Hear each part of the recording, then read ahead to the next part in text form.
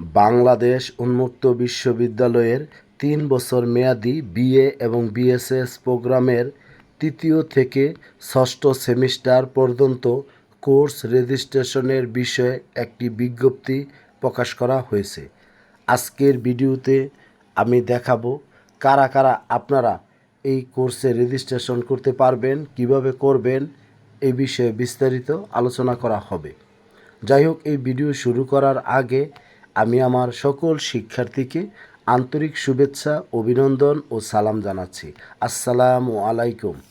এখানে শিক্ষার্থী আপনারা দেখতে পাচ্ছেন বাংলাদেশ উন্মুক্ত বিশ্ববিদ্যালয়ের অধীনে 12টা আঞ্চলিক কেন্দ্র ঢাকা, ময়মনসিংহ, সিলেট, কুমিল্লা, চট্টগ্রাম, বরিশাল, খুলনা, যশোর, ফরিদপুর, বগুড়া, রাজশাহী, রংপুর সহ 12টা আঞ্চলিক কেন্দ্রের অধীনে যতগুলো কলেজে আপনারা বিএ এবং বিএসএস প্রোগ্রামে শিক্ষার্থীরা পড়াশোনা করছেন, আপনারা কারা কারা এই তৃতীয় থেকে ষষ্ঠ সেমিস্টার পর্যন্ত রেজিস্ট্রেশন করবেন, এই বিষয়গুলো আমি আপনাদেরকে ভালোভাবে বুঝিয়ে দেওয়ার চেষ্টা করব। প্রথমত শিক্ষার্থী, নোটিশে এখানে বলা হয়েছে, দেখতে পাচ্ছেন যে বাউবির এস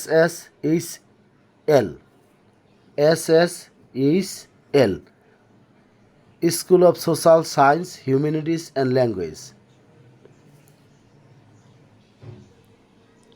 পরিচালিত 3 বছর মেয়াদী বিএ এবং বিএসএস প্রোগ্রামের 25 বেস ও তার পূর্ববর্তী বেসের তৃতীয় চতুর্থ সেমিস্টার এবং 23-24 বেস ও তার পূর্ববর্তী বেসের পঞ্চম ও ষষ্ঠ সেমিস্টারের কোর্স রেজিস্ট্রেশন ফি জমাদানের মেয়াদ নিম্নোক্তভাবে নির্ধারণ করা হয়েছে।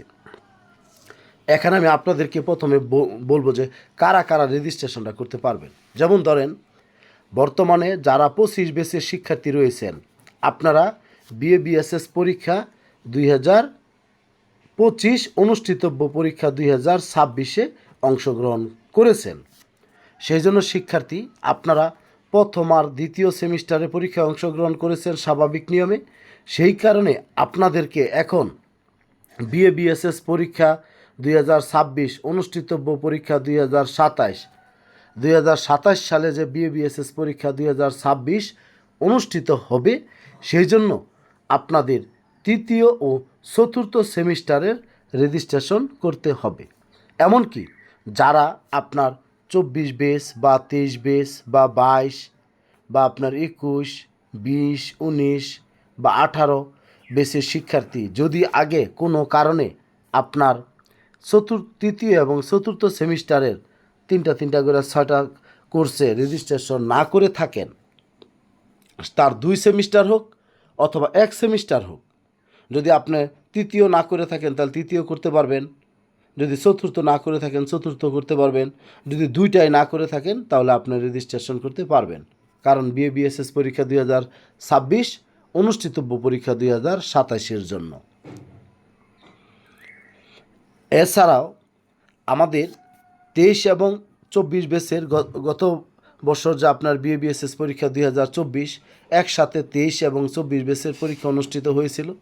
তখন আপনারা প্রথম এবং দ্বিতীয় সেমিস্টারে পরীক্ষা অংশগ্রহণ করেছেন। এইবার বিএ বিএসএস পরীক্ষা 2025 অনুষ্ঠিতব্য পরীক্ষা 2026-এ আপনারা তৃতীয় ও চতুর্থ সেমিস্টারের পরীক্ষা অংশগ্রহণ করেছেন। এখন শিক্ষার্থী আপনাদের পঞ্চম এবং ষষ্ঠ সেমিস্টারের রেজিস্ট্রেশন করতে হবে। আপনারা যদি বিএ বিএসএস পরীক্ষা 2026 অনুষ্ঠিতব্য পরীক্ষা 2027-এ অংশগ্রহণ করতে চান, তার মানে 23 আর 24 বেসের শিক্ষার্থীরা স্বাভাবিক নিয়মে আপনারা পঞ্চম ষষ্ঠ সেমিস্টারের পরীক্ষায় রেজিস্ট্রেশন করবেন। তাছাড়াও আপনার যদি 22 বেস, 21, 20, 19, 18 বা পূর্ববর্তী কোনো বেসের কোনো শিক্ষার্থী আপনি যদি পঞ্চম এবং ষষ্ঠ সেমিস্টারের রেজিস্ট্রেশন না করে থাকেন তাহলে আপনি রেজিস্ট্রেশন করতে পারবেন। এমনকি সেই ক্ষেত্রে আপনার 2 সেমিস্টার হোক আর 1 সেমিস্টার হোক, আপনি সেটা চাইলে রেজিস্ট্রেশন করতে পারবেন। তবে 25 বেসের শিক্ষার্থীরা অবশ্যই আপনারা তৃতীয় চতুর্থ 2টা সেমিস্টার রেজিস্ট্রেশন করবেন। আর 23 আর 24 ব্যাচের শিক্ষার্থীরাও অবশ্যই পঞ্চম এবং ষষ্ঠ সেমিস্টারের একসাথে রেজিস্ট্রেশন করবেন, কারণ পূর্ববর্তী ব্যাচের শিক্ষার্থীদের সমস্যার কারণে তারা ওইভাবে রেজিস্ট্রেশন করবে। যাই হোক, এখন আমি আপনাদেরকে বলছি এই রেজিস্ট্রেশনের তারিখ 28/8/2026 তারিখ থেকে 10/11/2026 তারিখ, অর্থাৎ দেখতে পাচ্ছেন যে নভেম্বর মাসের 10 তারিখ পর্যন্ত আপনারা এই আবেদনটি করতে পারবেন। আবেদনের জন্য আপনাদের যে যে বিষয়গুলো টাকা নির্ধারণ করা হয়েছে, এর অতিরিক্ত কোনো টাকা কাউকে আপনারা দিবেন না, কারণ বাংলাদেশ উন্মুক্ত বিশ্ববিদ্যালয় মোবাইল ব্যাংকিং অথবা ব্যাংকের মাধ্যমে লেনদেন করে, এছাড়া মানে সরাসরি বা ব্যক্তিগত পর্যায়ে কোনো ধরনের টাকা পয়সা লেনদেন করা হয় না। এখানে আপনাদেরকে বলবো যে যারা তৃতীয় সেমিস্টারের আপনারা টাকা জমা দিবেন, আপনারা 2,730 টাকা দিবেন। যারা চতুর্থ সেমিস্টারের আপনারা দিবেন 2,730 টাকা। বলবেন কেন? কারণ তৃতীয়ত 4 সাবজেক্ট, চতুর্থত 4 সাবজেক্ট, আর পঞ্চমেও 4 সাবজেক্ট।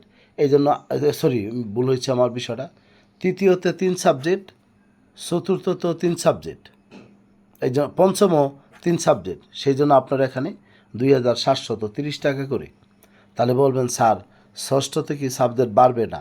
ষষ্ঠতেও 3 সাবজেক্ট, কিন্তু সেই ক্ষেত্রে আপনারা যখন আপনাদের সবগুলো কোর্সে পাশ করবেন তখন আপনাদের সাময়িক সনদ দেওয়া হবে, নম্বরপত্র দেওয়া হবে, প্রশংসাপত্র দেওয়া হবে। তাহলে আপনাদের সাময়িক সনদ, তারপরে মার্কশিট আর আপনার টেস্টিমোনিয়াল, এই 3টার জন্য অতিরিক্ত আপনাদের কাছ থেকে 800 টাকা নেওয়া হবে। সেই কারণে আমাদের ষষ্ঠ সেমিস্টারে যে আমাদের 3,530 টাকা দিতে হবে। এখন শিক্ষার্থী কোর্সের বিবরণগুলো লেখা আছে। প্রতি কোর্সে 735 টাকা করে, তাহলে 3 কোর্সে 2,205 টাকা দেখতে পাচ্ছেন। তারপর রেজিস্ট্রেশন ফি 200 টাকা, আর পরীক্ষার ফি প্রতি কোর্সের জন্য 75 টাকা, তাহলে 3টার জন্য 225 টাকা করে। আর সেমিস্টার নম্বরপত্র ফি, আপনারা যে প্রতি সেমিস্টারে পাস করবেন সেটার জন্য যে নম্বরপত্র তৈরি করা হবে সেটার জন্য 100 টাকা করে। এই হিসাবে আপনার 2,730 টাকা। আর ষষ্ঠ সেমিস্টারে যে আপনার 800 টাকা বাড়বে। এখন আবেদনটা করবেন কিভাবে? আপনারা অনলাইন সার্ভিস OSAPS এর মাধ্যমে ঢুকে আপনাদের ইউজার আইডি আর পাসওয়ার্ড দিয়ে আপনারা এখানে আবেদনটি করতে পারবেন। ইউজার আইডি এবং পাসওয়ার্ড দিয়ে আপনারা আবেদনটি করবেন।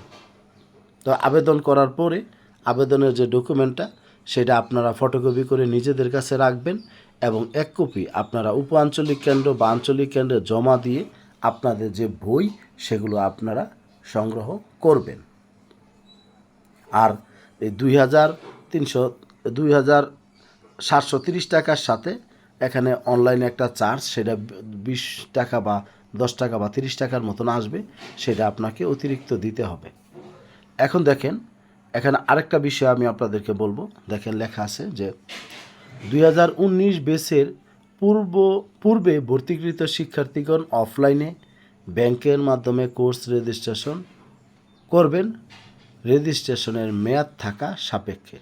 তার মানে আপনার 19 ব্যাচ, 20 ব্যাচ, 19 থেকে শুরু করে আপনারা যারা এই 25 ব্যাচ পর্যন্ত আপনারা সবাই মোবাইল ব্যাংকিংয়ের মাধ্যমে রেজিস্ট্রেশন করবেন।